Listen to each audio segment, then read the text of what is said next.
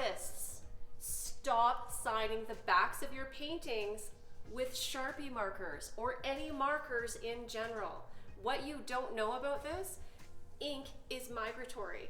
So if you sign on the back of your painting, it will bleed through whatever you write and you will see it from the front of your painting. It might take a year, it might take 2 years, but it will do it. Do not sign the back of your canvas. This is a painting that I finished.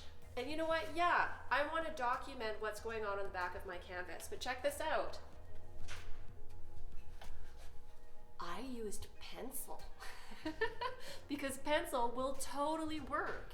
And hey, if you want to, use a Sharpie, but write it on the wood or write it up here. Do not write in this area of the canvas with any type of marker. You're gonna ruin your beautiful painting. Don't even do it. Tips and tricks.